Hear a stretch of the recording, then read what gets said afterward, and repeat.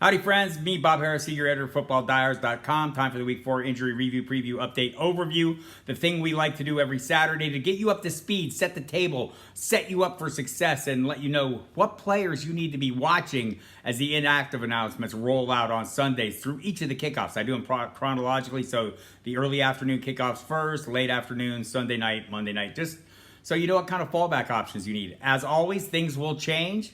Right, this is a fluid situation. There have already been changes today, which we'll discuss here momentarily. But check the late breaking updates section of the site always. If I talk about players in this video, go check the staff, the staff rankings, the staff cheat sheet. You'll find that player's info right there. You'll see where he is in the rankings, see if he's fallen out of the rankings. Check the link with the player. It's a great one-stop shop, the staff rankings, to find out all the latest information for any player that I've written about throughout the week in the late-breaking news section. So there we have it. And also, check out Casey Joyner's injury pre-update with the start-sit associated with it. He goes a little deeper, talks about some of the offensive line, defensive issues that might be to your benefit or not. So check that out as well. Let's go. Dive in. Start with the early afternoon kickoffs for Sunday. Dalvin Cook is questionable against the Cleveland Browns. The same ankle issue that sidelined him last week. Last week he didn't practice at all, and then he was ruled out late afternoon Sunday. This week he's practiced on a limited basis. He told the NFL Network's Tom Pelissero that he plans to play. Seems likely he will. The good news this week, we have the early afternoon kickoff, so we have plenty of fallback options if he doesn't go. I'm playing him if he plays. The Tennessee Titans are at New York to face the Jets. They'll do so without A.J. Brown or Julio Jones. Both have been ruled out for this game. So Chester Rogers, we've seen him gain a little ground. Westbrook Akini is another option there. Maybe Josh Reynolds gets promoted or gets on the active roster this week. I wouldn't dig too far down in this one. Derrick Henry's going to be very busy, and he's been catching passes as well. On the other side of the ball, Jamison Crowder is listed as questionable, expected to play. Elijah Moore, Jeff Smith, the other wide receivers have been ruled out, so they don't have a lot of options here at the position. Tyler Kroft is listed as questionable. Michael P. Ryan also questionable due to illness, but Crowder's the one we'll be watching heading into kickoff. Seems like Denzel Mims will likely be in there. Corey Davis, Keelan Cole, Crowder if he's active. It's a pretty shallow pool there for them with the two players ruled out. So there we have that. Also, they need to play a little better on offense. Zach Wilson needs to do a little better job. The Detroit Lions are at Chicago to face the Bears. We don't know who the quarterback is for Chicago yet. Andy Dalton listed as questionable. Will start when he's healthy. We don't know if he's healthy enough to start. We won't know until 90 minutes before kickoff. Justin Fields will get the start if Dalton doesn't. And it's the Detroit, so you would expect a little better outcome than last week, but nothing is guaranteed. Darnell Mooney also questionable in that game. Expected to play, worked on a limited basis all week. On the other side of the ball, Deandre Swift has been on a roll. He's been doing it with a tender groin. This week he's questionable again. He has been every week, and he's played without issue. I would expect the same in this game. The Indianapolis Colts are at Miami to take on the Dolphins. Carson Wentz, questionable with his ankles, expected to play. Jonathan Taylor, questionable with a sore knee, also expected to play. Jack Doyle, questionable with a back issue. That seems dicier. Quentin Nelson, the all-pro guard, has been ruled out, placed on IR on Saturday. So some issues on that offensive line as well. But it seems like at least Wentz and Taylor should play in this one. For the Dolphins, everyone cleared off. Will Fuller missed a little top practice early this week, but did not make the final injury report, so he's good to go. The Washington football team is at Atlanta. Antonio Gibson is listed as questionable. All indications are he'll play in this one. It was a shin issue. He missed one day of practice. Doesn't seem like it'll be an ongoing thing. Local observers have said of as much. On the other side of the ball, Russell Gage has been ruled out once again with the ankle injury. I don't think you want to dig much deeper than Calvin Ridley, Kyle Pitts, Cordero Patterson, Mike Davis in this offense beyond Matt Ryan. But if you do, Olamide Zaccheaus is the next man up at wide receiver. So good luck with that. Washington's defense has been pretty generous, though, so who knows?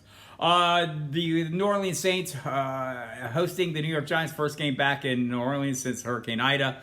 Darius Slayton and Sterling Shepard have been ruled out for the Giants, so we may see some Kadarius Toney in there. John Ross, I believe, is activated off IR. But expect Kenny Golladay, Evan Ingram, maybe more work for Saquon Barkley. But that's a big hit, having those two guys out. Shepard's been a really prominent part of this offense. It's a tough matchup to run against as well. So Saints, everyone's good to go. A couple issues on the offensive line, but nothing that will be limiting for them. For the Houston Texans are at Buffalo. Danny Amendola will not play. Scotty Phillips, running back, also been ruled out. Don't think anyone needs to get too excited. Tough matchup for Houston. Brandon Cooks, you're still playing him and hoping for the best, but tough matchup for him too. Carolina Panthers are at Dallas. Christian McCaffrey's been ruled out officially. Chuba Hubbard will get the start. Royce Freeman will chip in. Everyone else is good to go in this game that we're worried about for fantasy purposes. The late afternoon kickoff starts getting dicier here, people. And we may learn more about this Saturday. So if you're watching this Saturday night or early Sunday, check back to the late breaking update section. Check the staff rankings. Make sure nothing has changed here. George Kittle listed as questionable. Elijah Mitchell listed as questionable against the Seahawks in San Francisco. Kittle didn't sound optimistic about playing when he talked on Friday. Maybe it'll get better. They both should try some things out. Elijah Mitchell has the shoulder issue. Kittle has a calf. Both seem very questionable to me, so that's one you're going to have to watch. Tyler Lockett, the same goes for him on the other side of the football. Seemed like he was going to be okay early in the week. Then he did not practice on Thursday. They shifted from a lower leg issue to a hip issue, so it's a little concerning there. Dwayne Escridge also not going to play, listed as doubtful. Rashad Penny ruled out. Gerald Everett, the tight end, is on the reserve COVID list. Doesn't look like he'll get cleared in time to play, so avoid that. DK Metcalf was limited a little bit in practice with a foot, but he is off the injury report, so good news there. So Kittle, Mitchell, and Lockett are the players we're watching in this game. Late afternoon kickoff, have some viable options standing by. The Baltimore Ravens are playing in Denver, so yes, Justin Tucker will certainly kick some long ones. Lamar Jackson, listed as questionable in this game, expected to play despite a sore back. Didn't practice Wednesday and Thursday, was back and worked fully on Friday. Ravens are real sticklers about adhering to the spirit of the practice reporting rules and the injury reporting rules. I think that earned him the questionable designation. Melvin Gordon on the other side of the ball, interesting one. He was limited the first couple days of practice with just ribs. On Friday, they added ribs and lower leg. He's listed as questionable. The early reporting was that it wouldn't be a problem. The ribs wouldn't keep him from playing. We'll see about this. If he's out, Javonte Williams becomes a much better play. Darrell Henderson, the Los Angeles Rams hosting the Arizona Cardinals. Henderson, Sean McVay has said will play. He's listed as questionable coming off the rib injury. Something worth noting, he's a much better pass protector apparently than Sony Michel. Heard that from Jordan Rodriguez from The Athletic. So as long as he's healthy and able to play, he'll probably garner more time just based on his pass protection. You'll be surprised to learn Matthew Stafford is very important to them. Chase Claypool ruled out on Saturday, has initially listed as doubtful, ruled out in this one on Saturday, so will not play. So Deontay Johnson off the injury report, Juju Smith-Schuster off the injury report, Ben Roethlisberger off the injury report. On the other side of the ball, Marquez Valdez-Scantling not playing. He's been ruled out with a hamstring injury, so maybe Alan Lazard, maybe more for Randall Cobb. You're taking your chances once you get past the Devontae Adams level in my estimation, but still, there you have it. So Aaron Jones was on the injury report early in the week. He avoided injury designation. Same with A.J. Dillon, so they're both good to go. Sunday Night Football, Rob Gronkowski ruled out on Saturday as well. Listed as doubtful with the rib injury. He got hurt last week, came back into the game, finished the game. Can't make it back. Didn't practice Wednesday or Thursday. Was on the field Friday, but apparently didn't do anything. Will not make the trip to New England. Shocking, right? We're all expecting Gronk to be part of this thing with Tom Brady going back to face Bill Belichick. He will not. Gio Bernard also ruled out in this game. So at least we get the clarity on Gronk. That's kind of helpful heading into a Sunday night kickoff. It kind of narrows your options down, right?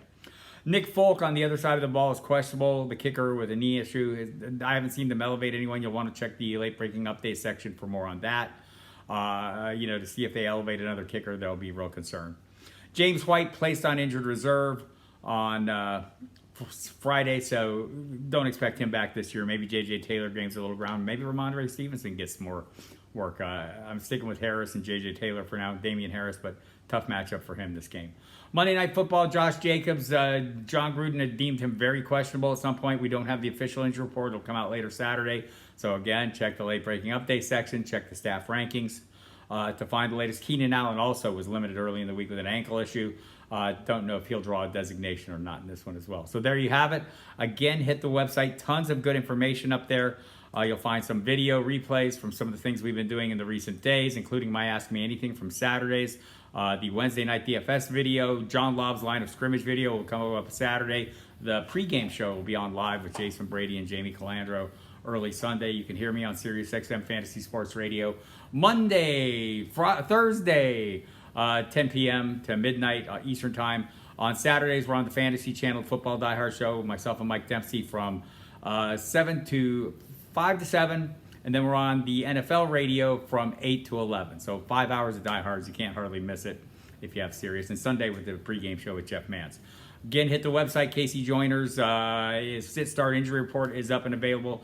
Dig into that. Brad Cruz, one of the best high-stake players in the lands, have his start-sit as well. Tons of DFS content from Jamie Calandro, Justin Lanero, John Laub, diving in the scholar's sheet of DraftKings knowledge, always a favorite. So some of my work, Gary Davenport's work, plenty going on there. Drew Phelps doing the prop bets and some early waiver wire stuff from Evan Tarciano and Joe Colana and Matthew Charon. So check all that out, all available, footballdiehards.com. Good luck this week. Week 4, people, it's winning time. Let's go.